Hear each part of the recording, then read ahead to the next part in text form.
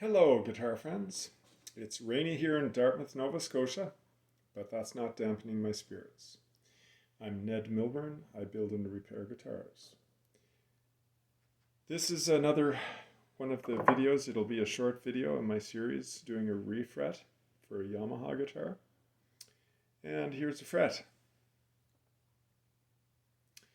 It is a bound fingerboard, so I had mentioned before that what I've got to do is file off some of the fret tang. This is an extra fret. I'm going to show you what I do. I have a set of end nippers. This is one that I have filed flush so that the end nippers are flush, and I can use these to remove frets.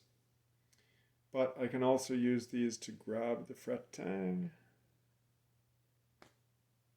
Okay, so I've got the fret tang held like that, and the crown of the fret is actually facing outward.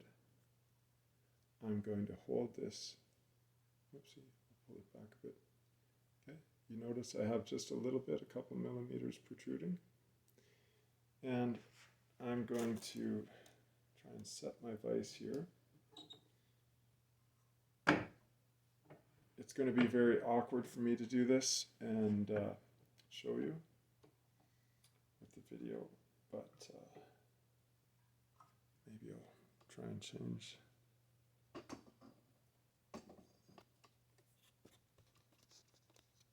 There we go. That's better. Now you'll be able to see the operation better. Hopefully my hand doesn't darken out the light too much. I have a file. It's a single cut mill file. Okay, it's not super fine. It is not super coarse. Let's just call it medium. So I've got to hold this pretty strong, and with a couple strokes, there we go. What I have done is I have filed off the tang at the end of the fret. And now, if I install this fret, I can install it within the binding that is on either side of the fingerboard. I still have one side to go. And again, we can watch how we do this. So a few millimeters protruding. Okay, hopefully you can see that okay. Just a few millimeters protruding. I put it in my little, notice this little thingamabobby here, kind of a holder, I guess you can call it a jig of sorts. I put a couple cuts in there, and then with a round file, I filed it out such that I can put the crown of the file in that groove, and then it keeps it from sliding all around the piece of wood when I file this. And just a few strokes, taking a look, and there we go. So you don't want to take off more fret than just the fret tang. And there you go. There's the one. And there's the other. Now, there's a specialty tool you can buy that will chop the edge of the fret or the end of the fret tang off. I've seen people use that, but I don't find it a super high quality tool to use for this job. Why? Because it doesn't cut perfectly flush. It doesn't remove 100% of the fret tang. It removes, let's say, 96.5% of the fret tang, if I was to guesstimate.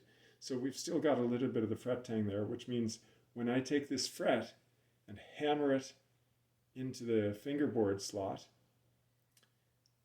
then the edge of the fret crown, or the end of the fret crown that sits on top of the fingerboard, let's see, that should sit on top of the binding. Imagine having a little bit of fret tang left on the bottom. It means that it's still going to sit a little bit high. It won't sit down flush with the binding or the fingerboard. That's why I don't bother with it. And if you saw, well, you did see if you're this far through, you saw how quick it is to do with a file. So why not take a few extra seconds and do it right instead of a few less seconds with an extra specialty tool and get a mediocre result.